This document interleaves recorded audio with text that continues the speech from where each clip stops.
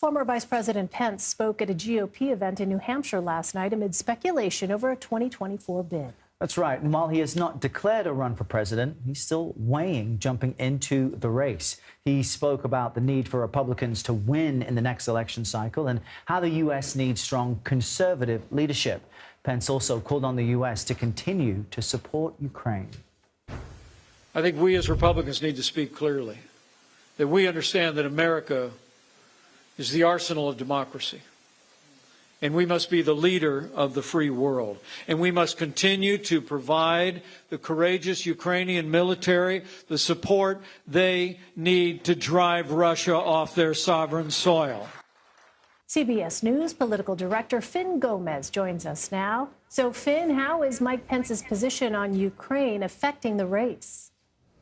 I think this is really interesting, Elaine and Errol, because this really started when Ron DeSantis responded in a questionnaire to Fox News earlier this week, basically shifting his position on Ukraine, saying that he thought that the U.S. should not be entangled in a territorial dispute between Ukraine and Russia. That caused two reactions. One from former President Donald Trump. I was on the plane with him earlier this week. When we asked him about that, he said that he had flip-flopped. That DeSantis, who has yet to announce his run, had flip-flopped on his position.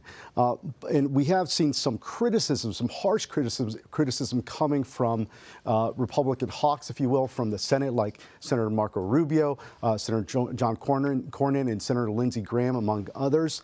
But really, this is the first time Pence, who mentioned that he felt that this was not a territorial dispute in Russia and Ukraine, and really was more. And he supported backing the continued support of the Ukraine government as they fend off Russia in that war that's been going on for over a year. But his positioning, by saying that, it really brought in a space between him and Trump and DeSantis on foreign policy. It's really the first time that we heard a potential contender really say that, and that is seemingly an open space.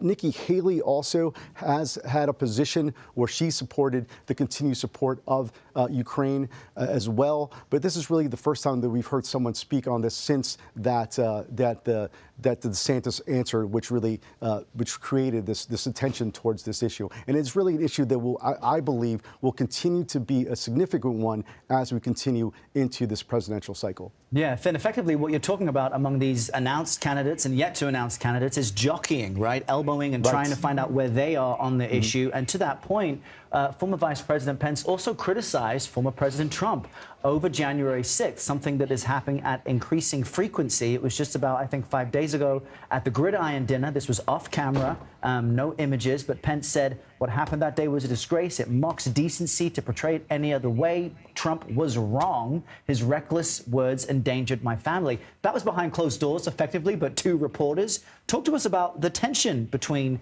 these two former partners.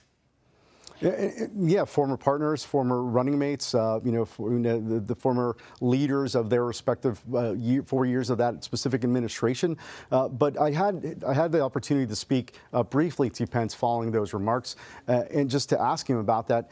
He had said he essentially suggested he wanted to know what Trump would say in response. I did have an opportunity to ask that question specifically to Donald Trump on the plane, and he just a few days ago, when we were on the way to Iowa for one of his campaign stops, there were some reporters on the plane, and I asked him that question, and he essentially blamed Mike Pence, his former VP, for January 6th, because he said specifically if he in many ways if he hadn't sent the votes back to the legislators, they wouldn't have the problem on had a problem on January 6th. So in many ways, you can blame him for January 6th. And so that really caused this new tension, and really the first time you've seen this sort of fissure between these two who, of course, ran hand-to-hand in 2016 and in 2020. Yesterday in New Hampshire, Errol, Mike Pence was asked about this by reporters there, including CBS News, and he said basically that the American people need to know that the Republicans will keep our oath to the Constitution, and again signaling that this issue will continue, and we could see more space, more contrast between these two as Mike Pence continues to consider a run of his own for the 2024 into the 2024 race. Wow, things definitely heating up. Yeah, Finn absolutely. Gomez, thanks for walking us through all that new information. Thanks, we appreciate it. Thanks, guys.